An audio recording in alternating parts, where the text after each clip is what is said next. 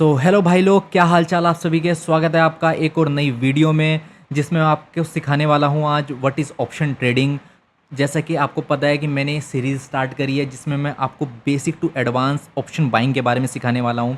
सो जैसा कि मैं पहला एपिसोड में आपको बता चुका हूँ कि ट्रेडिंग क्या होती है, इन्वेस्टिंग क्या होती है, इंडेक्स क्या होते हैं, स्टॉक्स क्या होते हैं। सो मैंने बेसिक इन्फॉर्मेशंस आपको वहाँ पे दे दी है, क्या स्ट्रक्चर होता है। सो आपने अगर उस वीडियो को अभी तक नहीं देखा है तो जा करके पहले उस वीडियो को आप देखें, फिर इस वीडियो पर आएँ। सो आज के वीडियो में आपको सिखाने वाला हूँ व्हाट इज़ ऑप्शन ट्रेडिंग। तो सबसे पहले तो मैं आपको बताता हूँ ऑप्शन ट्रेडिंग। देखिए, इसके नाम में ही आप देख पा रहे हैं कि ऑप्शन है। ठीक है, ऑप्शन मतलब जहाँ पर आपके पास ऑप्शंस हो, या तो आप ये कर सकते हैं या तो आप वो कर सकते हैं, मतलब आपके पास दो ऑप्शंस हैं। ठीक है, जैसे कि अगर आप किसी स्टॉक को बाय करते हैं नॉर्मली, ठीक है, नॉर्मली आप ट्रेडिंग कर रहे हैं, आप ऑप्शन ट्रेडिंग नहीं कर रहे हैं, आप किसी शेयर में मान लीजिए पैसा लगाते हैं। जैसे आपने रिलायंस में पैसा लगाया, ठीक है, रिलायंस में आपने पैसा लगा दिया, ठीक है। तो अब आपको इस कंपनी के थ्रू प्रॉफिट कब होगा? जब इन फ्यूचर रिलायंस के जो शेयर्स हैं वो ऊपर जाएंगे। सपोज मैं आपको एक एग्जांपल से बताता हूँ। एग्जांपल, जैसे रिलायंस का शेयर अभी चल रहा है, जो भी चल रहा हो मेरे को आइडिया नहीं है, मान लेता हूँ कि मान ली चल रहा है 200 रुपये। ठीक है, 200 रुपये चल रहा है। तो अब आपने 200 रुपये पर कोई एक शेयर खरीदा रिलायंस का। अब ये जब 200 से 202 रुपये होगा या 203 होगा, तब आपको यहाँ पर प्रॉफिट होगा। ठीक है, लेकिन अगर ये 200 से 199, 198, 190 ऐसा आता है तो आपको क्या होगा, लॉसेस होना स्टार्ट हो जाएंगे जो भी आपने शेयर बाय किया है। ठीक है, बट जब हम बात करते हैं ऑप्शन ट्रेडिंग की, तो इस केस में अगर आप किसी भी स्टॉक में ऑप्शन ट्रेडिंग करते हैं या इंडेक्स में ऑप्शन ट्रेडिंग करते हैं, ठीक है, तो इसका फ़ायदा क्या होता है कि जब मार्केट अप जा रहा होता है, आप तब भी यहाँ पर प्रॉफिट बना सकते हैं। जब मार्केट डाउन जा रहा होता है तब भी आप मार्केट में प्रॉफिट बना सकते हैं। ठीक है, सो आपको बेसिक समझ आ गया। चलिए, अब मैं बताता हूँ ऑप्शन ट्रेडिंग कितने तरह के होते हैं। ऑप्शन ट्रेडिंग होती है दो तरह की। First option buying, second option selling.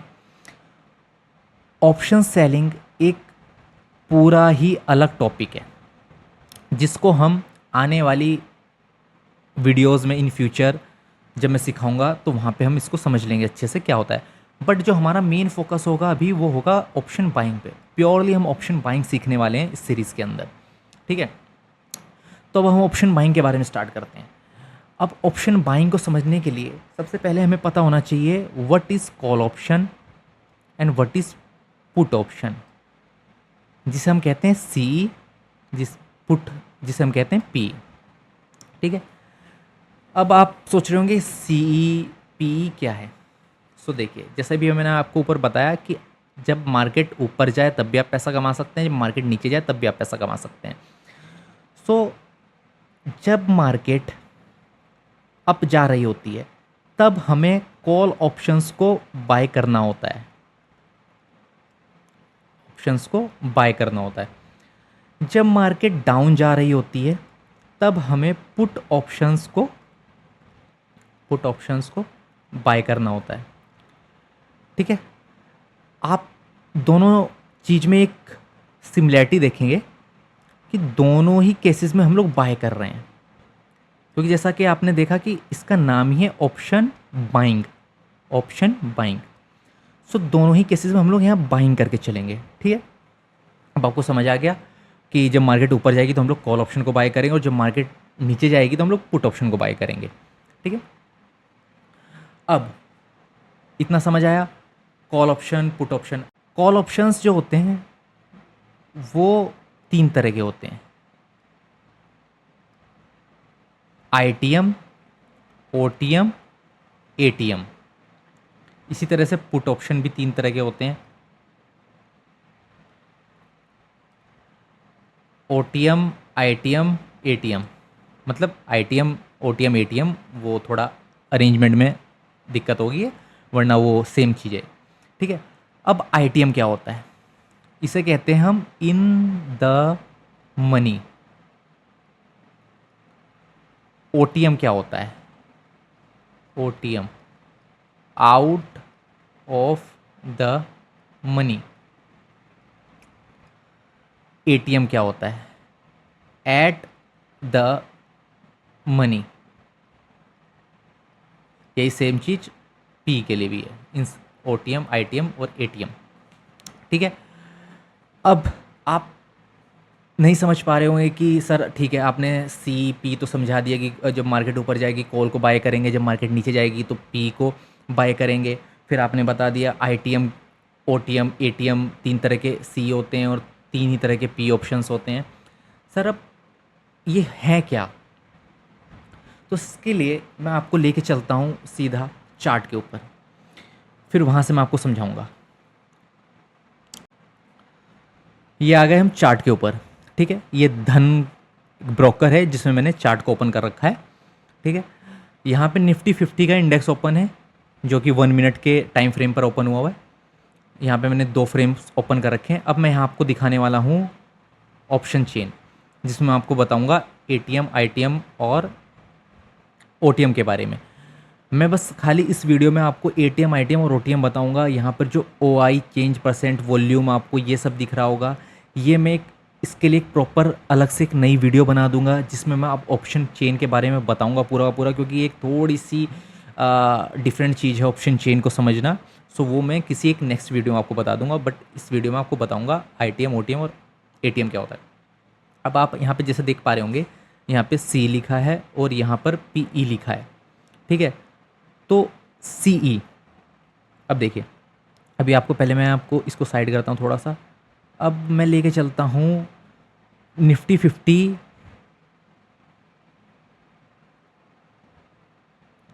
Nifty 50 के 1 डे टाइम फ्रेम पर। देखिए निफ्टी 50 अभी कहाँ पर चल रहा है? निफ्टी 50 चल रहा है 24,125 पर।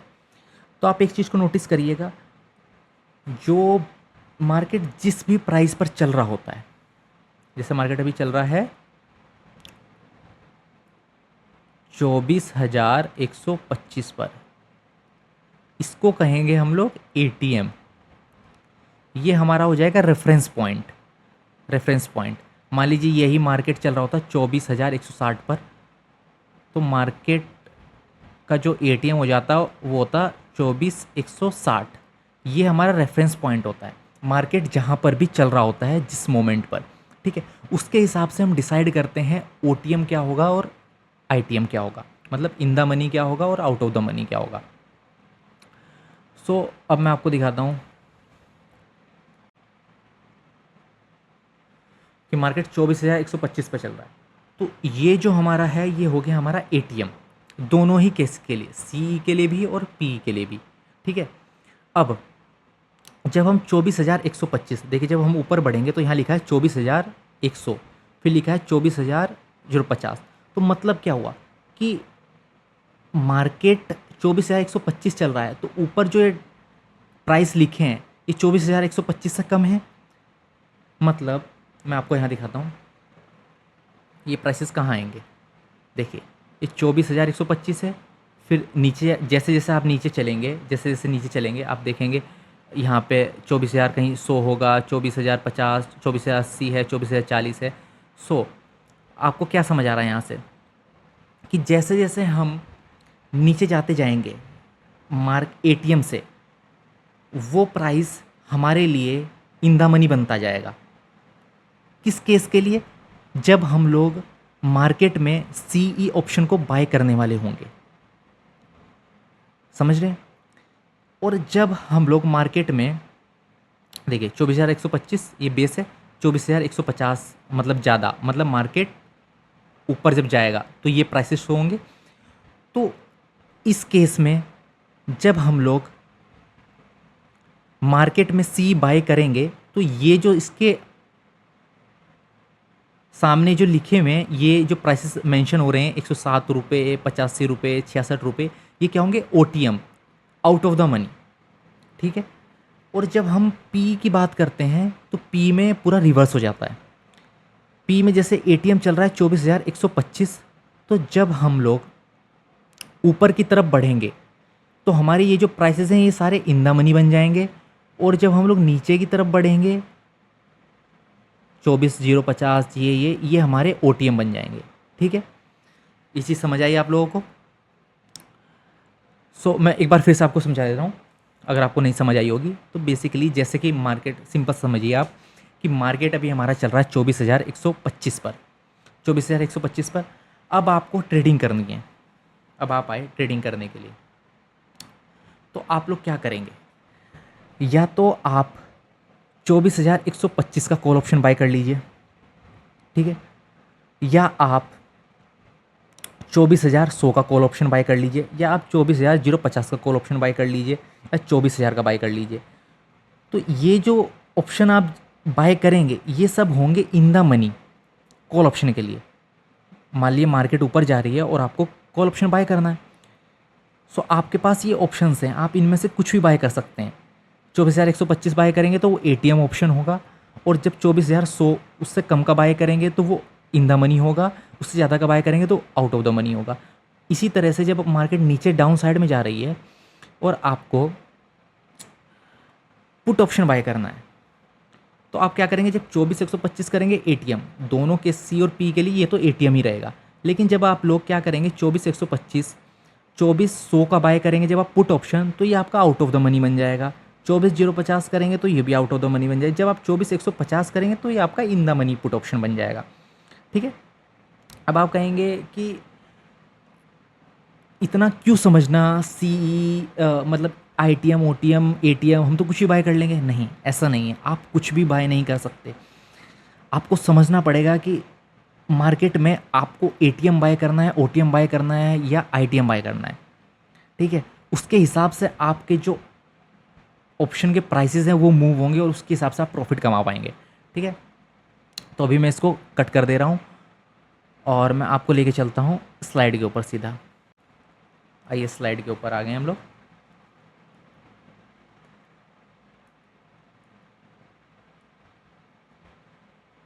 मैंने आपको समझा दिया व्हाट इज़ ITM OTM और दोनों केसेस के लिए। ठीक है, अब मैं आपको समझाने वाला हूँ कि आपको कभी भी OTM के अंदर प्ले नहीं करना है। OTM को आप अपने माइंड से, अगर आप बिगिनर हैं तो आप हमेशा के लिए निकाल दीजिए। आपको OTM ऑप्शन बाय नहीं करना है कभी भी। ठीक है, ये, हाँ, मैंने आपको एक चीज़ और नहीं बताई कि ये ऑप्शंस का क्या महत्व है। जैसे ITM जो होते हैं वो हमेशा महंगे होते हैं, ATM जो होते हैं वो ITM की तुलना में सस्ते होते हैं, और जो OTM है वो बहुत ही चीप होते हैं, चीप प्राइस में आपको मिल जाएंगे। ठीक है, तो यही सस्ते की वजह से ज़्यादातर जो बिगनर ट्रेडर्स होते हैं वो क्या करते हैं, OTM बाय करते हैं, और जहाँ उनका पैसा सारा का सारा डूब जाता है, लॉस में चले जाते हैं। तो आपको एज अ बिगनर OTM को अपने दिमाग से निकाल देना है। आपको प्ले करना है किसमें? ITM में और ATM में। ठीक है, ATM भी बेस्ट है और ITM तो बेस्ट है ही। अब आप कुछ सोच रहे होंगे, सर ATM ITM, हम ATM बाय करेंगे तो हमें क्या फ़ायदा होगा, ITM बाय करेंगे तो क्या फ़ायदा होगा? तो देखिए, एक चीज़ होती है डेल्टा, जो कि इनसे डायरेक्टली जुड़ी हुई होती है। अब सोचेंगे डेल्टा क्या होता है? देखिए, इसके लिए मैं आपको चार्ट पे लेके चलता हूँ। ठीक है, पहले मैं आप इसको रब कर दे रहा हूँ।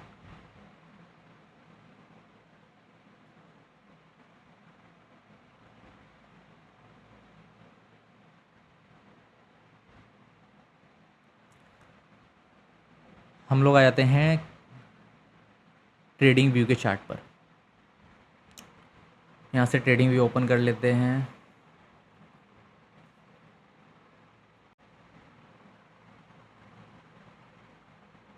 निफ्टी 50,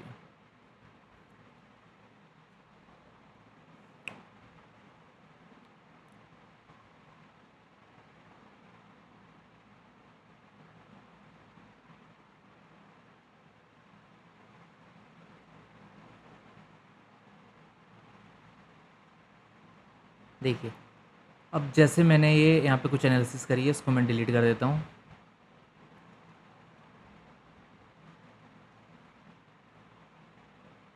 देखिए, अब अब जैसे यहाँ से मार्केट स्टार्ट होता है, आज का मार्केट ये स्टार्ट हुआ, ठीक है। अब हमें कॉल ऑप्शन बाय करना है। मान लीजिए हमने इस कैंडल के ऊपर कॉल ऑप्शन बाय किया, ठीक है, इस कैंडल पे कॉल ऑप्शन को बाय किया। अब यहाँ पे प्राइस क्या चल रहा है इस कैंडल पर मार्केट का, 23,982, ठीक है।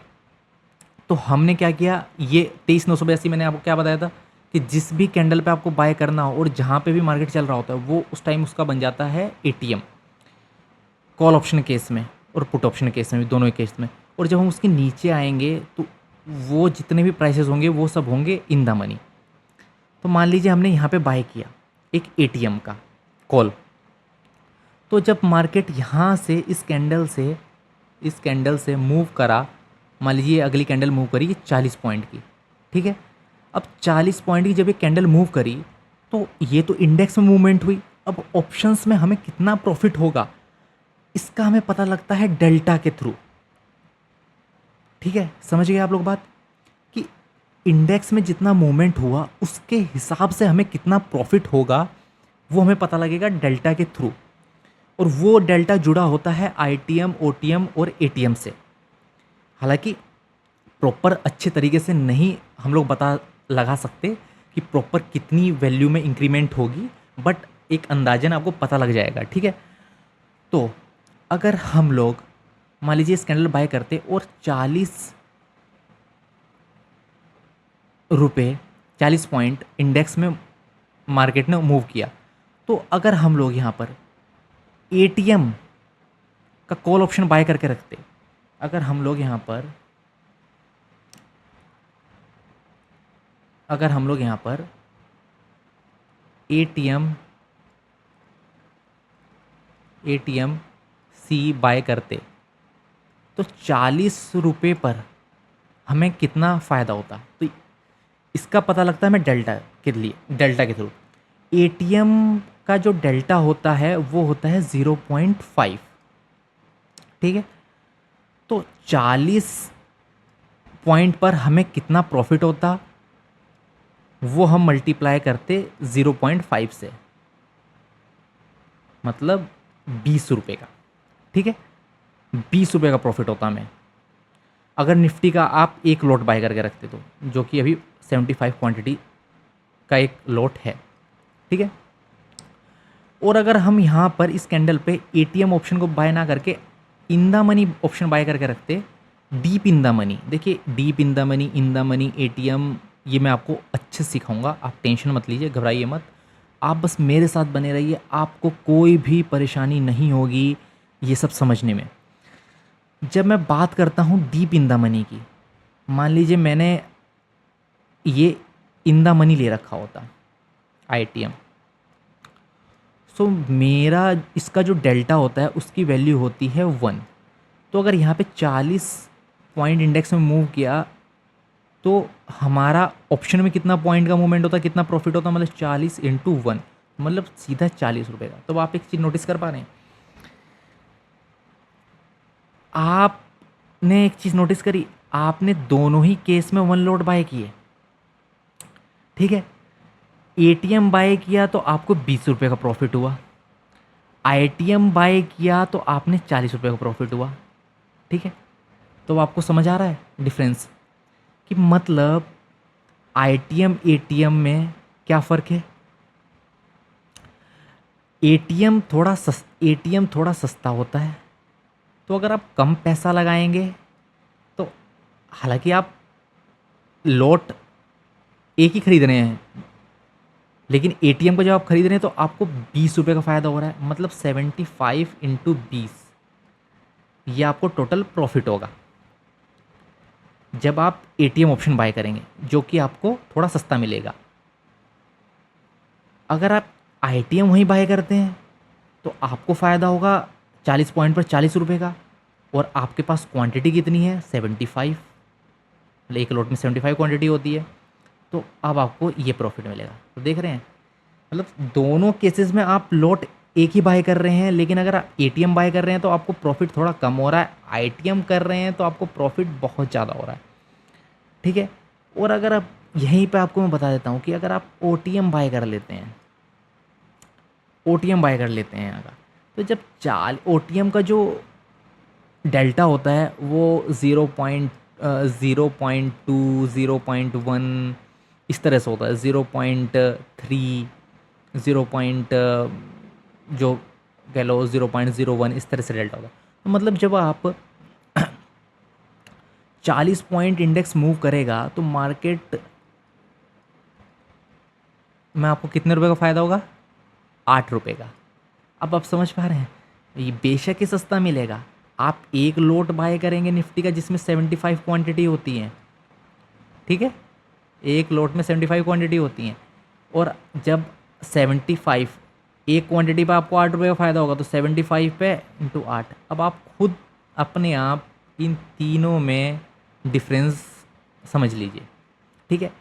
ओटीएम मैंने आपको क्यों मना किया है? क्योंकि इसमें आपको प्रॉफिट देखिए किस हिसाब से हो रहा है, सस्ता तो मिल रहा है लेकिन आपको प्रॉफिट नहीं हो रहा। और हाँ, इसमें डीके भी बहुत जल्दी होगा। डीके के बारे में अच्छे से आपको बाद में समझाऊंगा, वो सब डिपेंड करता है गामा फैक्टर्स पे, बहुत सारे फैक्टर्स पे वो सब डिपेंड करता है, वो मैं आपको अच्छे से समझाऊंगा बाद में अगली वीडियोज़ में। ठीक है। अभी आप समझ लीजिए कि एटीएम, आईटीएम और ओटीएम क्या होता है, और ओटीएम को मैंने क्यों मना किया खरीदने से, क्यों मैंने फोकस किया कि आपको आईटीएम या एटीएम पे आप चलिए। ठीक है। तो आपको इतनी चीज़ें समझ आ गई है। चलिए अब मैं इसको रब कर दे रहा हूँ और मैं अब आपको एक ग्राफ के थ्रू समझाता हूँ। ठीक है। हाँ, अभी मैंने एक डीप इन द मनी की बात करी थी, मैं उसको भी आपको समझा दे रहा हूँ। ठीक है। चलिए मैं डीप इन द मनी भी आपको समझा देता हूँ ताकि आपका जो वो भी एक डाउट होगा वो भी यहीं कहीं क्लियर हो जाए। डीप इन द मनी, तो जैसे मैंने आपको बताया कि इस कैंडल पे मान लीजिए मार्केट देखो कितने प्राइस पे चल रहा है। इस कैंडल में ऑप्शन बाय किया था तो मार्केट 23,983, मान लीजिए 23,983 पे मार्केट चल रहा है,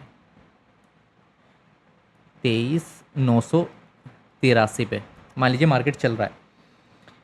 तो जब आप 23,900 आएंगे, 23,950 आएंगे, 23,850 आएंगे, 23,800 आएंगे, तो ये क्या होता जाएगा, ये इन द मनी से डीप इन द मनी बनता जाएगा आपका, और ये प्रीमियम्स और भी महंगे होते जाएंगे।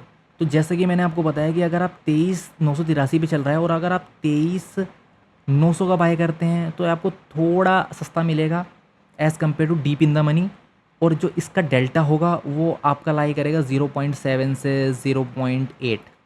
ठीक है। और जैसे जैसे आप नीचे जाते जाएंगे गामा भी उसी तरह से और डेल्टा भी उसी तरह से बढ़ता जाएगा, 0.9 फिर वो 1 होएगा। ठीक है। तो मैं आपको एक बेसिक ग्राफ सा बता देता हूँ। ATM in the money, OTM, ITM, इसका डेल्टा 0.5, फिर जैसे जैसे आप इन द मनी बढ़ते जाएंगे 0.6, 0.7, 0.8, 0.9, फिर 1, और ये 0.4 ओटीएम की तरफ, जैसे जैसे आप ओटीएम जाते जाएंगे 0.2, 0.10 ऐसा हो जाएगा। ठीक है। तो ये चीज़ आपको समझ आ गई है।